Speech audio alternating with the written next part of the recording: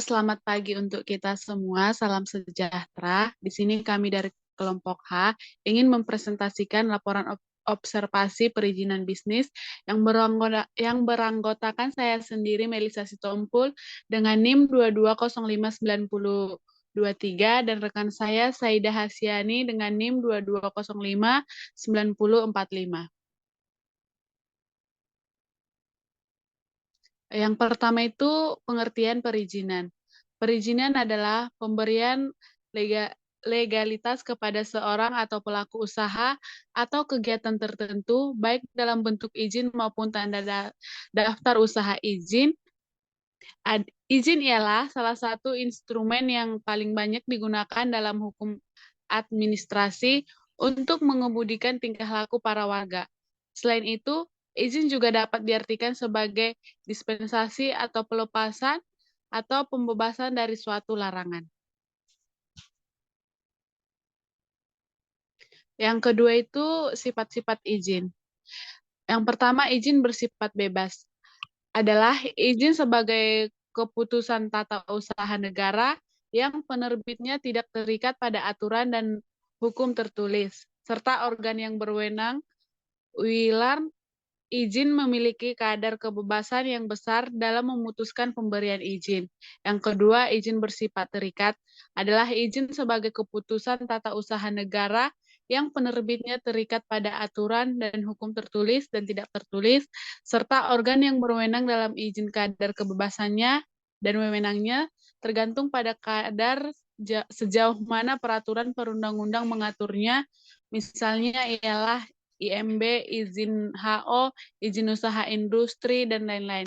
Yang ketiga itu izin yang bersifat menguntungkan merupakan izin yang isinya mempunyai sifat menguntungkan pada yang bersangkutan. Izin yang bersifat menguntungkan isinya nyata berupa pemberian anugerah kepada yang bersangkutan, dalam arti yang bersangkutan diberikan hak-hak atau pemenuhan tuntutan yang tidak akan nada tanpa keputusan tersebut. Misalnya, izin yang menguntungkan tersebut adalah SIM, CUP, SITU, dan lain-lain.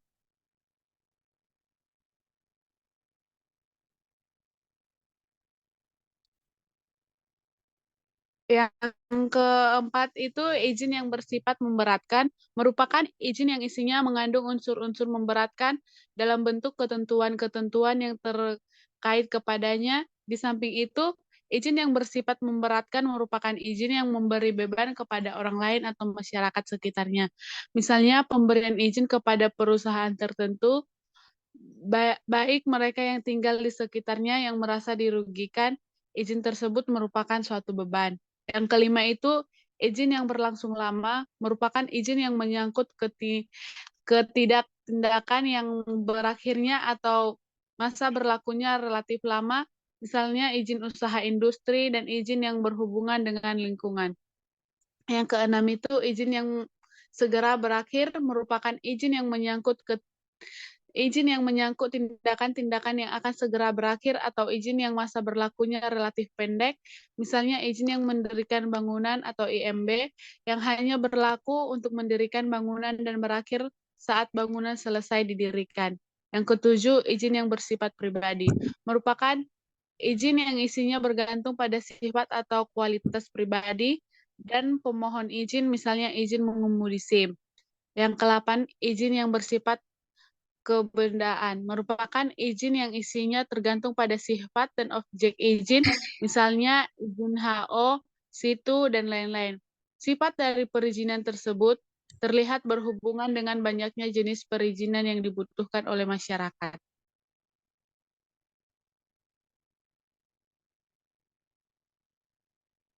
Yang ketiga, surat izin usaha perdagangan atau CUP.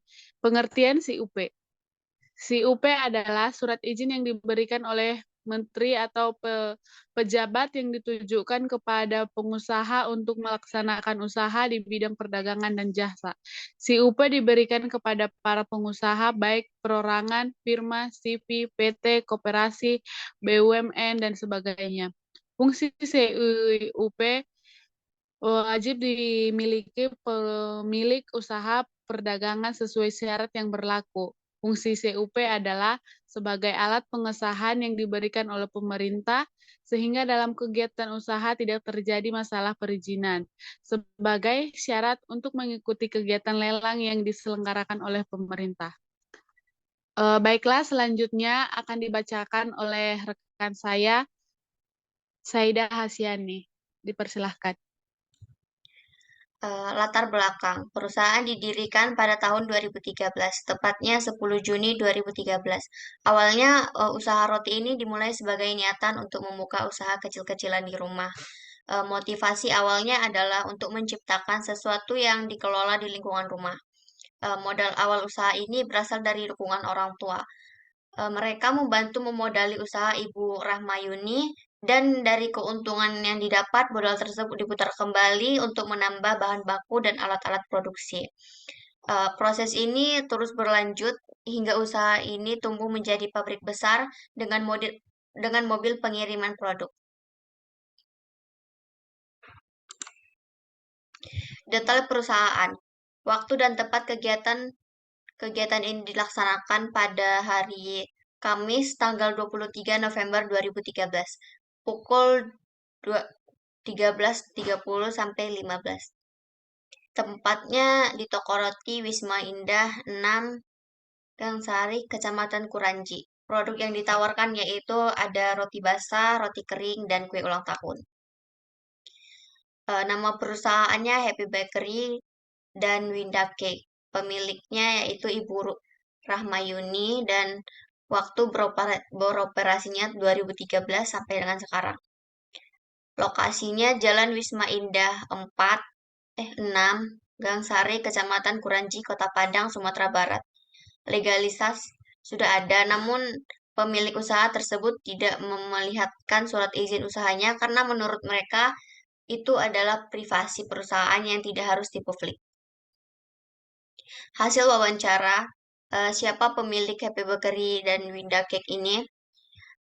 Pemiliknya adalah Ibu Rahmayuni. Kapan usahanya didirikan? Tepatnya pada 10 Juni 2013. Mengapa memilih usaha ini? Karena awalnya dibuat usaha kecil-kecilan di rumah, banyak yang suka, makanya berlanjut sampai dengan sekarang. Jumlah jumlah karyawannya ada berapa orang? Sekarang sudah 50 orang karyawan. Apakah usaha ini sudah memiliki izin usaha? Ya, ini sudah memiliki izin usaha. Di mana letak usaha ini? Jalan Wisma Indah 6, Gang Sari, Kecamatan Kuranji, Kota Padang, Sumatera Barat.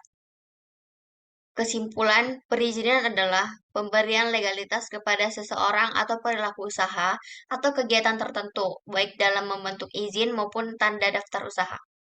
SIUP adalah surat izin yang diberikan oleh menteri atau pejabat yang ditujukan kepada pengusaha untuk melaksanakan usaha di bidang perdagangan dan jasa.